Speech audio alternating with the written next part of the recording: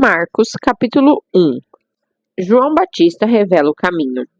Princípio do Evangelho de Jesus Cristo, o Filho de Deus. Conforme está escrito no livro do profeta Isaías: Eis que eu envio o meu mensageiro adiante de ti, a fim de preparar o teu caminho. Voz do que clama no deserto: Preparai o caminho do Senhor, tornai retas as suas veredas. E foi assim que chegou João, batizando no deserto e pregando um batismo de arrependimento para perdão dos pecados. Vinham encontrar-se com ele pessoas de toda a região da Judéia e todo o povo de Jerusalém, e eram batizados por ele no Rio Jordão, confessando os seus pecados. João vestia as roupas tecidas com pelos de camelo, usava ao redor da cintura um cinto de couro e se alimentava de gafanhotos e mel silvestre. A mensagem de João. E esta era a pregação de João: Depois de mim vem aquele que é mais poderoso do que eu, do qual não sou digno sequer de curvar-me para desamarrar as correias das suas sandálias. Eu vos batizei com água, ele, entretanto, vos batizará com o Espírito Santo. Jesus é batizado. Aconteceu naqueles dias que chegou Jesus, vindo de Nazaré da Galileia, e foi batizado por João no Rio Jordão. E imediatamente após deixar a água, viu os céus rasgando-se e o Espírito descendo até ele na forma de uma pomba. Então houve uma voz vinda dos céus: Tu és o meu Filho amado, em ti muito me agrado. Jesus é tentado. Logo em seguida, o Espírito o dirigiu para o deserto. Ali esteve ele por 40 dias, sendo tentado por Satanás. Viveu entre as feras selvagens e os anjos o serviram. Jesus convoca seus discípulos. E depois que João foi levado à prisão, Jesus partiu para a Galileia, pregando a todos as boas novas de Deus. Cumpriu-se o tempo e está chegando o reino de Deus. Arrependei-vos e crede no Evangelho. Caminhando pela praia do mar da Galileia, viu Jesus a Simão e seu irmão André lançando suas redes ao mar, pois eram pescadores. Então dirigiu-se a eles Jesus, dizendo: Vinde em minha companhia, e eu vos tornarei pescadores de pessoas. Naquele mesmo momento, eles abandonaram as suas redes e seguiram Jesus. Andando um pouco mais adiante, Jesus avistou Tiago, filho de Zebedeu, e o seu irmão João. Eles estavam num barco consertando as redes. Sem demora os chamou, e eles, deixando o pai Zebedeu com os empregados no barco, partiram seguindo a Jesus. Jesus ensina na sinagoga. Dirigiram-se para Cafarnaum, e assim que chegou o sábado, tendo entrado na sinagoga, Jesus passou a ensinar. E todos ficavam maravilhados com o seu ensino, pois lhe ministrava como alguém que possui autoridade e não como os mestres da lei. Mas naquele exato momento, levantou-se na sinagoga um homem possuído de um espírito imundo que vociferava: O que queres de nós, Jesus Nazareno? Vieste para nossa destruição? Conheço a ti, sei quem tu és, o Santo de Deus. Mas Jesus o repreendeu severamente. Fica quieto e sai dele. Então o espírito imundo, sacudindo aquele homem violentamente e gritando com poderosa voz, saiu dele. Todos ficaram atônitos e assustados, perguntavam uns aos outros: O que é isso? Novo ensinamento, e vejam quanta autoridade. Aos espíritos imundos ele dá ordens, e eles prontamente lhe obedecem. Assim, rapidamente as notícias sobre a sua pessoa se espalharam em várias direções e por toda a região da Galileia. O poder de Jesus sobre doenças e demônios. E assim que saíram na sinagoga, dirigiram-se para a casa de Simão e André, juntamente com Tiago e João. A sogra de Simão estava deitada com muita febre, e logo falaram com Jesus a respeito dela. Então, aproximando-se, ele a tomou pela mão e a levantou.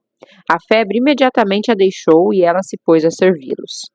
Ao final da tarde, logo após o pôr do sol, o povo levou até Jesus todos os que estavam passando mal e os dominados por demônios. E assim, a cidade inteira se aglomerou à porta da casa. Jesus curou a muitos de várias enfermidades, bem como expulsou diversos demônios. Entretanto, não permitia que os demônios falassem, pois eles sabiam quem era ele. Jesus retira-se para orar. De madrugada, em meio à escuridão, Jesus levantou-se, saiu da casa e retirou-se para um lugar deserto onde ficou orando. Simão e seus amigos saíram para procurá-lo. Então, quando o acharam, informaram: todos estão te procurando. E Jesus os instruiu: vamos seguir para outros lugares, as aldeias vizinhas, a fim de que eu pregue ali também, pois foi para isso que eu vim.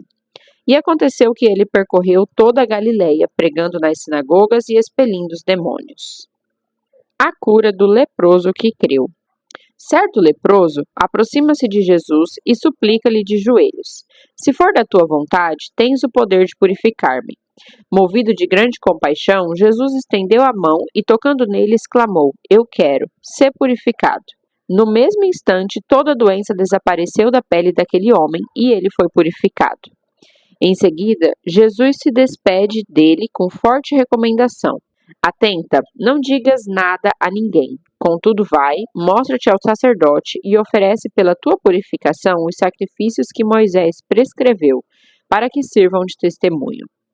Contudo, assim que o homem saiu, começou a proclamar o que acontecera e a divulgar ainda muitas outras coisas, de modo que Jesus não mais conseguia entrar publicamente numa cidade, mas via-se obrigado a ficar fora, em lugares desabitados. Mesmo assim, pessoas de todas as partes iam ter com ele. Marcos, capítulo 2. Jesus perdoa e cura. Chegando de novo em Cafarnaum, depois de alguns dias, o povo ficou sabendo que ele estava em casa. E foram tantos os que se aglomeraram ali que já não havia lugar nem à porta, e ele lhes pregava a palavra. Vieram trazer-lhe um paralítico, carregado por 4 homens. Não conseguindo levá-lo até Jesus por causa da multidão, removeram parte da cobertura sobre o lugar onde estava Jesus e, por essa abertura no teto, baixaram a maca na qual se achava deitado o paralítico. Observando a fé que eles demonstravam, declarou Jesus ao paralítico: filho, estão perdoados de ti os pecados.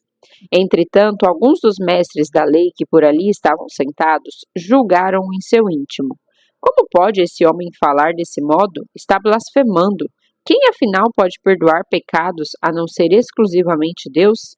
Jesus imediatamente percebeu em seu espírito que era isso que eles estavam urdindo e lhes questionou: por que cogitais dessa maneira em vossos corações?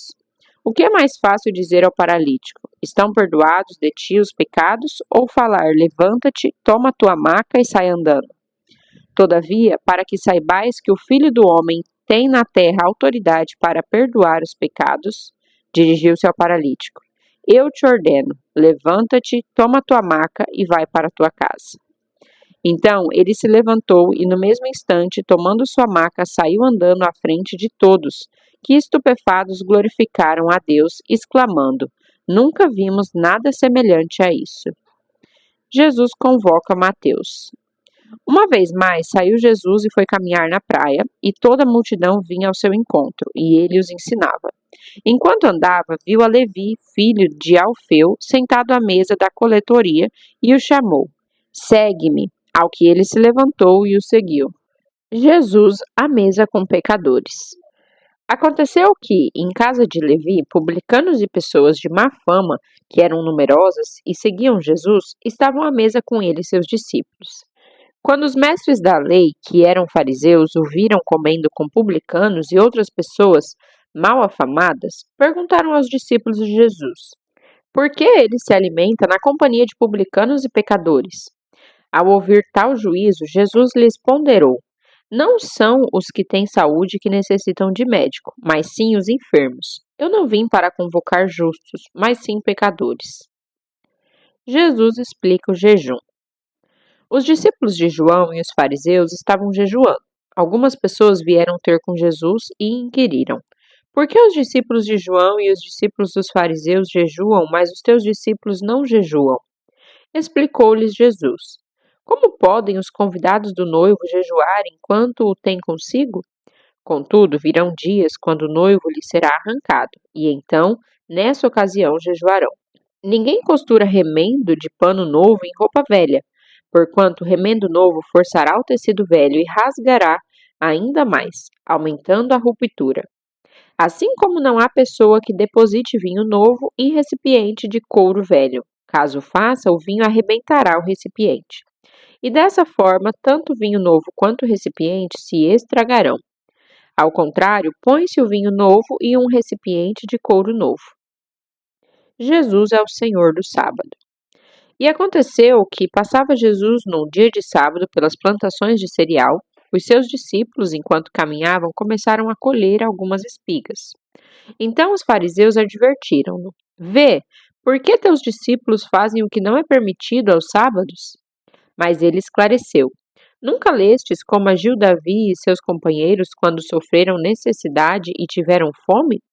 Na época do sumo sacerdote Abiatar, Davi entrou na casa de Deus e se alimentou dos pães dedicados à oferta da presença, que somente aos sacerdotes era permitido comer, e os ofereceu também aos seus companheiros.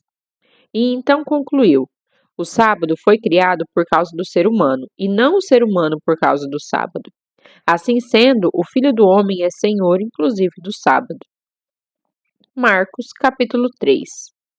Jesus cura as deformidades. Em outra ocasião, Jesus entrou na sinagoga e encontrou ali um homem que tinha atrofiada uma das mãos. Alguns dos fariseus estavam procurando uma razão para acusar Jesus. Por isso, o observavam com toda a atenção, a fim de constatar se ele iria curá-lo em pleno sábado. Então convidou Jesus ao homem da mão atrofiada: Levanta-te e vem aqui para o meio. Em seguida, Jesus indaga deles: O que nos é permitido fazer no sábado, o bem ou o mal? Salvar vidas ou matar as pessoas? No entanto, eles ficaram calados. Indignado, olhou para os que estavam ao seu redor e, profundamente entristecido com a dureza do coração deles, ordenou ao homem: Estende a tua mão. Ele a estendeu, e eis que sua mão fora restaurada. Diante disso, retiraram-se os fariseus e iniciaram, em acordo com os herodianos, uma conspiração contra Jesus e tramavam um meio de condená-lo à morte. Jesus cura multidões na praia. Jesus retirou-se com seus discípulos e foi na direção do mar, e uma numerosa multidão vinda da Galiléia o seguia. E assim que ouviram a respeito de tudo o que ele estava realizando, grande quantidade de pessoas provenientes da Judéia, de Jerusalém, da Idumeia, das regiões do outro lado do Jordão e das cercanias das cidades de Tiro e Sidom, veio ter com Jesus. Então, por causa das multidões, ele pede aos discípulos que passem a manter um pequeno barco à sua disposição, para evitar que a massa de pessoas o apertasse, tirando-lhe os movimentos. Pois ele havia curado grande multidão, de modo que todos os que padeciam de alguma enfermidade se acotovelavam na tentativa de vê-lo e tocá-lo. E acontecia que todas as vezes que as pessoas com espíritos imundos o viam, atiravam-se aos seus pés e berravam: Tu és o Filho de Deus. Todavia, Jesus repreendia tais espíritos severamente, ordenando que não revelassem quem era ele. Jesus convoca os 12. Jesus subiu ao monte e convocou para si aqueles a quem ele queria, e eles foram para junto dele. E escolheu 12, qualificando-os como apóstolos para que convivessem com ele e os pudessem enviar proclamar. E tivessem autoridade para expulsar demônios. Ele constituiu, pois, os 12, Simão, a quem atribuiu o nome de Pedro, Tiago, filho de Zebedeu, e João, seu irmão, aos quais deu o nome de Boanerges, que quer dizer filhos do trovão, e depois André, Felipe, Bartolomeu, Mateus, Tomé, Tiago, filho de Alfeu, Tadeu, Simão, o Zelote, e Judas Iscariotes, que o traiu. O pecado sem perdão. Foi então Jesus para casa, e uma vez mais grande multidão se apinhou de tal maneira que ele e seus discípulos não conseguiam nem ao menos comer pão. Quando os familiares de Jesus tomaram conhecimento do que estava acontecendo, partiram para forçá-lo a voltar, pois comentavam: Ele perdeu o juízo. Mas os mestres da lei, que haviam descido de Jerusalém, exclamavam: Ele está possuído por Beelzebu. E mais, é pelo príncipe dos demônios que ele expulsa os demônios. Foi então que Jesus os chamou mais para perto e lhes admoestou por parábolas. Como é possível Satanás expulsar Satanás? Se um reino estiver dividido contra si mesmo, não poderá subsistir. Se uma casa se dividir contra si mesma, igualmente não conseguirá manter-se firme. Portanto, se Satanás se atira contra si próprio e se divide, não poderá subsistir, mas se destruirá. De fato, ninguém pode entrar na casa do homem forte e furtar dali os seus bens, sem que o primeiro o amarre. Só depois conseguirá saquear a casa dele. Com toda a certeza, eu vos asseguro que todos os pecados e blasfêmias dos homens lhes serão perdoados. Todavia, quem blasfemar contra o Espírito Santo jamais receberá perdão. Pelo contrário, é culpado de pecado eterno. Jesus explicou isso porque eles estavam exclamando: ele está possesso de um espírito imundo. Jesus, sua mãe e seus irmãos. Foi quando chegaram a mãe e os irmãos de Jesus, e ficando do lado de fora, mandaram alguém chamá-lo. E havia grande numerosa de pessoas sentadas em torno dele. E lhe avisaram: olha, tua mãe, teus irmãos e tuas irmãs estão lá fora e buscam por ti. Então ele lhes respondeu com uma questão: quem é minha mãe ou meus irmãos? E repassando com um olhar a todos que estavam sentados ao seu redor, declarou: aqui estão minha mãe e meus irmãos, pois qualquer pessoa que fizer a vontade de Deus, esse é meu irmão, irmã e mãe.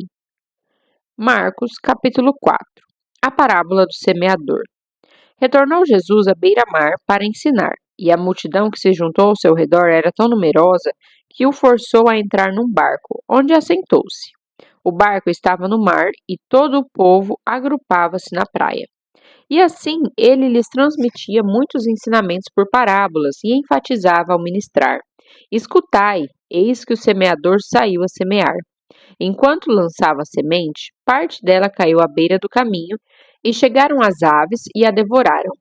Outra parte caiu em solo pedregoso e, não havendo terra suficiente, nasceu rapidamente, pois a terra não era profunda. Contudo, ao raiar do sol, as plantas se queimaram, e porque não tinham raiz, secaram. Outra parte ainda caiu entre os espinhos. Estes espinhos cresceram e sufocaram as plantas, e por isso não pôde dar frutos. Finalmente, outras partes caíram em terra boa, germinaram, cresceram e ofereceram grande colheita, a 30, 60 e até 100 por um. E alertou: aquele que tem ouvidos para ouvir, ouça. Jesus explica a parábola. Quando se afastaram das multidões, os 12 e alguns outros que o seguiam lhe pediram para elucidar as parábolas. Então lhes revelou: a vós foi concedido o mistério do reino de Deus. Aos de fora, entretanto, tudo é pregado por parábolas, com o propósito de que, mesmo que vejam, não percebam, ainda que ouçam, não compreendam, e isso para que não se convertam e sejam perdoados. Então Jesus os questionou: se não compreendeis essa parábola, como podereis entender todas as outras? O semeador semeia a palavra. Algumas pessoas são como a semente à beira do caminho, onde a palavra foi semeada. Mas assim que a ouvem, Satanás vem e toma a palavra nelas semeada. Assim também ocorre com a que foi semeada em solo pedregoso. São as pessoas que, ao ouvirem a palavra, logo a recebem com alegria. Entretanto, visto que não têm raízes em si mesmas, são de pouca perseverança. Ao surgir alguma tribulação ou perseguição por causa da palavra, rapidamente sucumbem. Outras ainda, como a semente lançada entre os espinhos, escutam a palavra. Porém, quando chegam as preocupações da vida diária, a sedução da riqueza e todas as demais ambições, agridem e sufocam a palavra, tornando-a infrutífera. Todavia, outras pessoas são como as que foram semeadas em terra boa. Estas ouvem a palavra, acolhem-na e oferecem farta colheita, a 30, 60 e até 100 por um. A parábola da luz encoberta. E lhes propôs: quem porventura traz uma candeia para colocá-la sob uma vasilha ou debaixo de uma cama? Ao invés, não traz para ser depositada no candelabro? Pois nada há de oculto que não venha a ser revelado, e nada em segredo que não seja trazido à luz do dia. Se alguém tem ouvidos para ouvir, ouça.